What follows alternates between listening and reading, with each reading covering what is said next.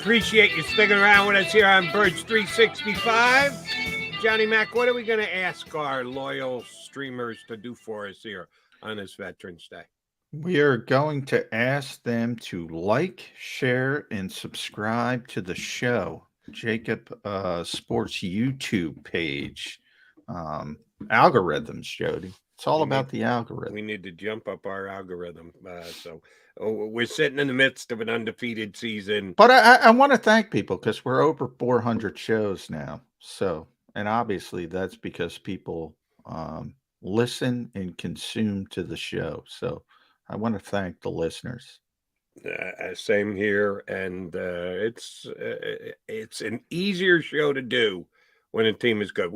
Johnny Mac and I got this going before last year, and the Eagles were kind of a surprising above 500 team, made the playoffs. Nick Sirianni rookie year, some really good storylines. Oh, it's so much easier this year when they're 8-0, and they are the class of the National Football League. So keep coming back. Eagles are going to keep winning. We're going to keep talking about it.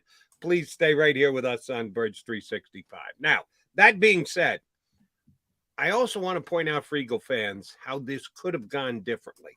We just had a great time talking to Graham Paulson and talked to him about the future of that franchise, and if they sell and Dan Snyder's no longer the owner, the thing could turn around in a hurry, both from a financial standpoint, a stadium standpoint, a value standpoint.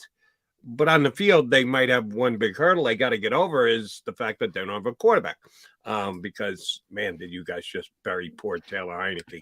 Not good, Jody. Guy sounds like he shouldn't be starting for a DC high school team this weekend, listening to you and Grant. Well, Grant compared him to a Friday Night Lights quarterback. Exactly. But he also said, to be fair, and I say this too, I think he's a really good backup quarterback, but I think he's a backup quarterback. I think he's limited. And the more you see him, the worse it gets for him. He's got to start this week against Eagles. So, excuse me, I get choked up when I talk about Taylor Heineke.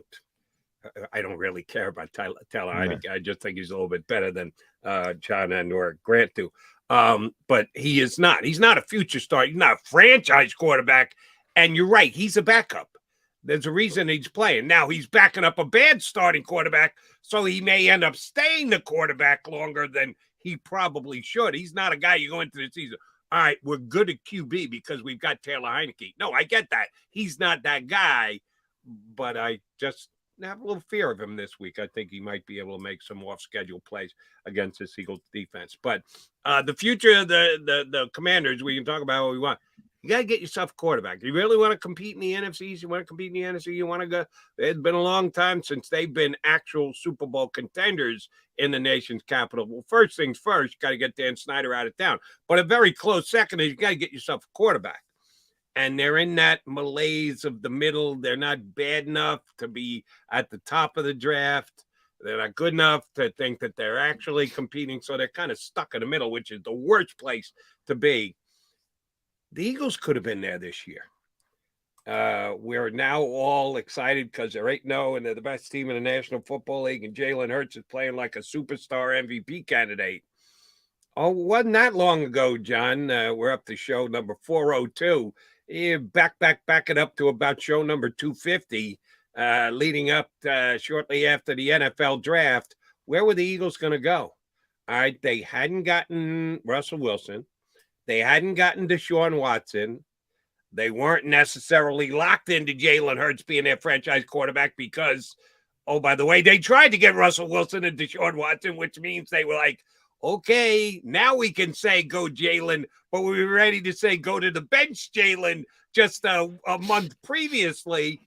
So the Eagles were very much in the conversation and looking forward to maybe getting that quarterback in the draft themselves this year, depending on what their record was. Add to that, they traded for a future first-round pick with New Orleans. They went from having an extra one this year, traded back again to another year so they get a first-round quarterback.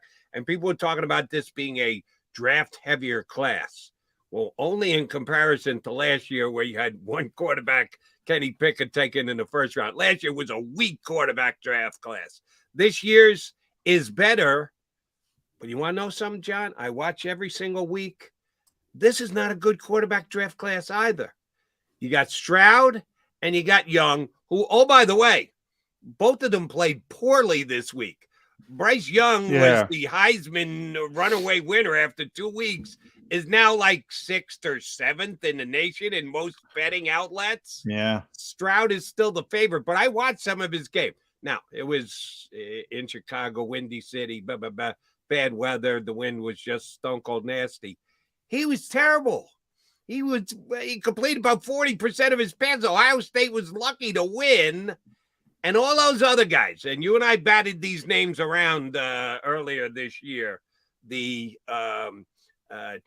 Taylor Van Dykes of Miami, the Will Levises of Kentucky, the Anthony Richardsons of Florida. Yeah. Now, Levis is still up there, isn't he? Levis is. Levis can't play. All right. Woefully overrated. This is, mark my words, a 2-quarterback draft.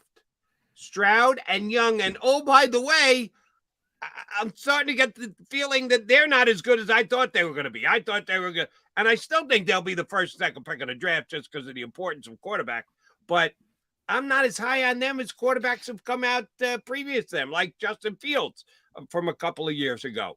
It's not as good a draft. The Eagles should thank their lucky stars how many times over that Jalen Hurts has become what he's become. Because, number one, it's great when you have him in the house. You're already winning with him. He's showing this unbelievable progress. But you also don't have to pay him for another year. You got him on a second-round draft pick for 2023 money. At some point, you're going to have to pay him through the roof, but not just yet. And, oh, by the way, it's going to be really hard to get a franchise quarterback elsewhere, including this year's upcoming draft. And this is where people should give credit to the coaching staff, I think, of the Eagles. And not to take away from Jalen Hurts, because he's got a really big part of his development. But now you've been through the startup cost, the term I always use with Jalen Hurts. You don't want to do that again with somebody else, and somebody else who probably doesn't have his work ethic and intangibles and leadership ability. Maybe Bryce Young, maybe CJ Stroud are a little bit more talented from a skill set standpoint, but are they going to have all those? About Bryce Young, even though if we, and I don't see them enough at this point to render a thought on that, but even if they are, even if you want to stipulate it, are they going to have those other things? What are the odds they have those other things? That to me is the bigger part of it. And then we're going to have Mike Sealski. I was talking to Mike just real quick about this yesterday, and I said it on this show before. And I'll bring it up with him now that we're talking about it. Because I often wonder in 1999 if Tim Couch is with Andy Reid or Achilles Smith was with Andy Reid, what are their careers like, and what is Donovan's career if he had to go to one of their situations? I often think how that would have worked out. And Mike chimed in. He did a column, I don't know when, but about that very issue. And Joe Banner thinking Achilles Smith would have been great with Andy Reid. The Eagles loved Achilles Smith, which I did not know. I was not around, obviously, at that time around Philadelphia. And they think he would have been a great player if he got here with Andy Reid. They just happen to like Donovan a little bit more. Coaching matters, system matters, situation matters. We just talked about Washington and the off the field stuff. That matters. And I think people, and I've had this conversation with Ed Kratz saying, well, the Steelers should have taken Jalen Hurts and the Colts should have taken Jalen Hurts. I don't know if Jalen Hurts is the same guy in those situations. Maybe. I know he's going to work hard. I know he's going to be the same worker, but I don't know if he's going to be developed the same way in those situations.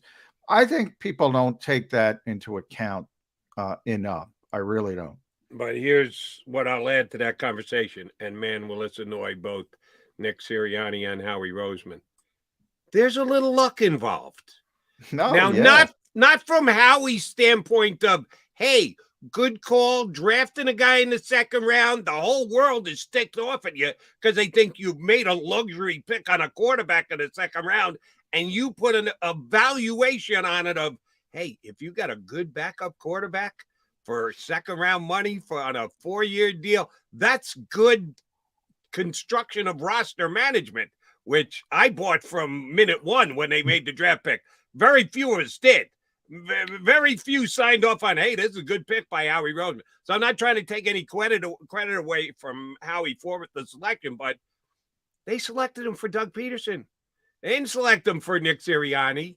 They had no idea that the marriage between Nick Sirianni, his system, his coaching staff, his way of doing things was going to meld as well with the skill sets and the personality and the drive and the work ethic of Jalen Hurts. When they got Jalen Hurts, they had no idea. They might not have been able to spell Sirianni at the time. Let me chime in here, Jody. By no means was I trying to say that was the plan. Yeah, that's the way it worked out. But I'm saying that the system now, the coaches now are a big part of the development. That's correct. What I'm saying. Now, I'm not saying that was the plan. The Eagles, I say all the time, the Eagles want everybody in the world to forget this. The Eagles didn't know about Jalen Hurts. As late as this offseason, they were trying to get Deshaun Watson. They were trying to get Russell Wilson. They want you to forget that, but they were trying to do it. They had no stinking idea. So by no means am I trying to say that was the plan, but the ultimate end game for Jalen Hurts is he got in this situation with this coaching staff, and I think it has helped him. I think it has helped him immensely. And I think if you pluck Jalen Hurts and put him in Pittsburgh, I don't know if the same thing happens. If you pluck him and put him into Indianapolis, even though I have tremendous respect for Frank Reich, I don't know if the same thing happens. Maybe it does. You know, I'm not saying it couldn't, but the assumption that everybody's going to be the exact same no matter where they land is just not true. And I don't think there's a lot of people who realize that or understand that. No, I think there are some, but you're right. It's not the across the board. And again, when push came to shove, when they couldn't get, it wasn't like Russell Wilson was out there and Howie didn't want to pay the price. No, Russell Wilson didn't want to come here.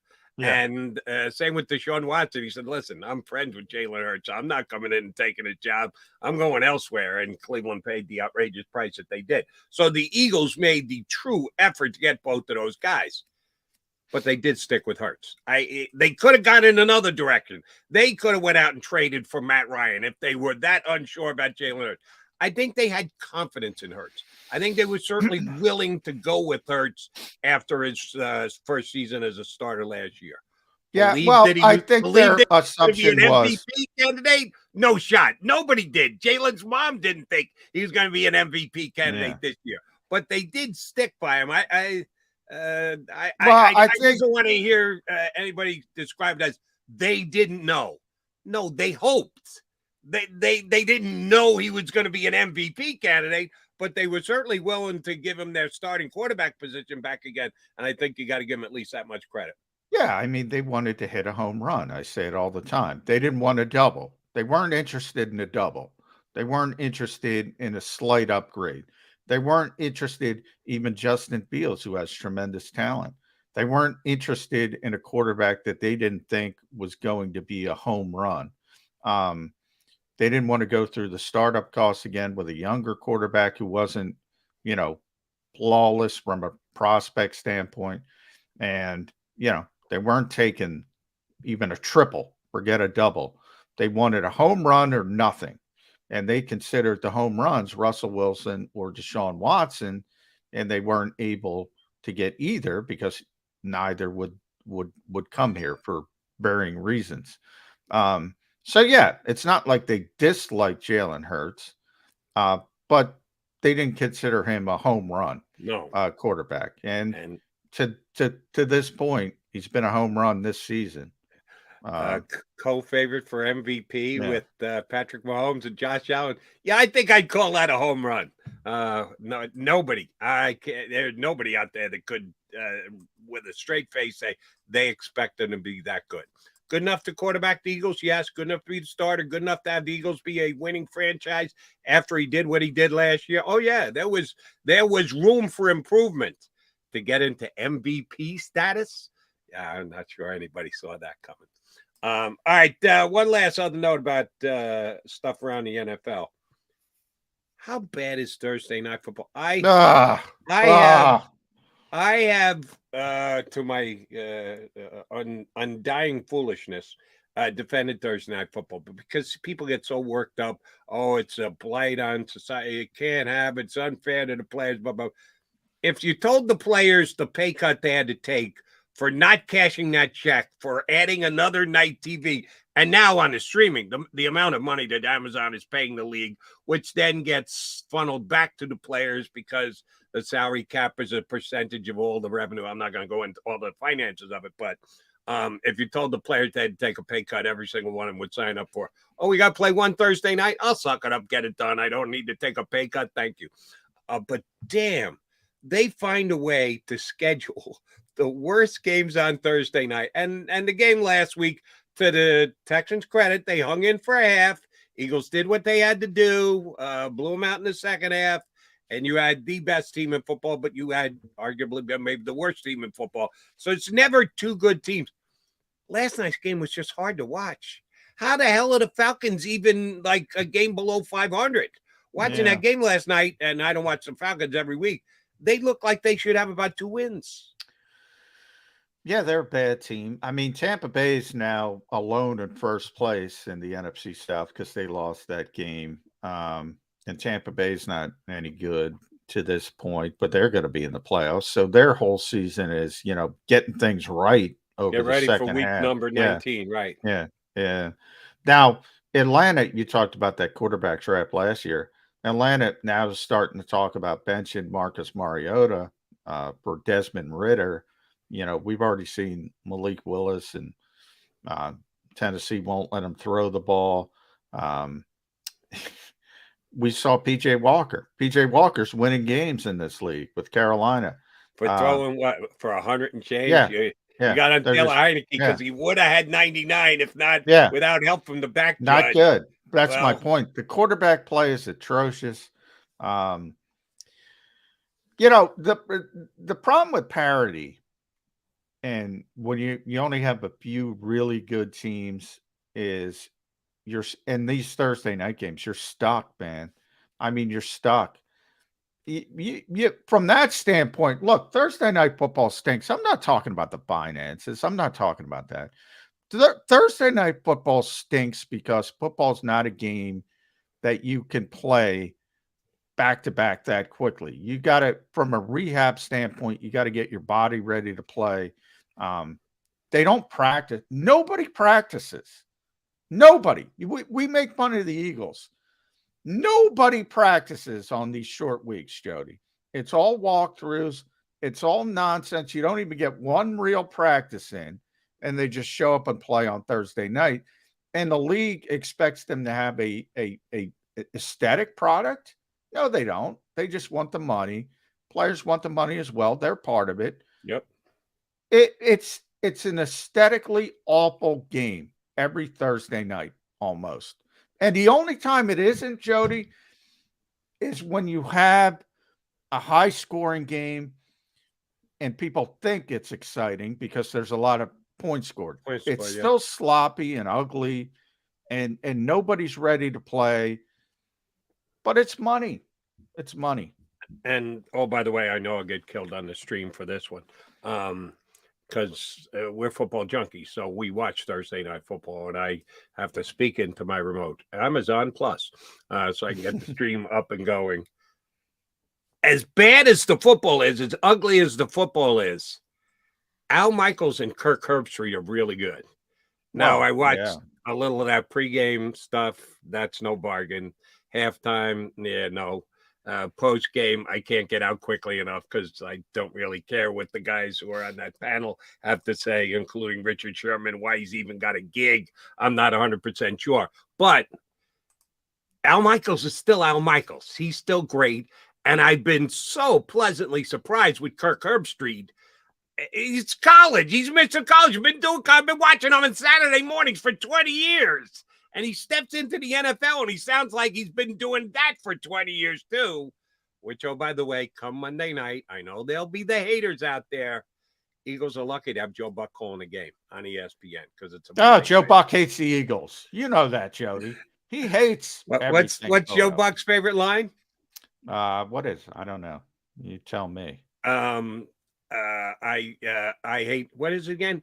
Oh, I like everybody except your team. Oh, yeah. To all the fans. In other words, every fan base hates Joe Buck because Joe Buck hates every team, or so they believe that.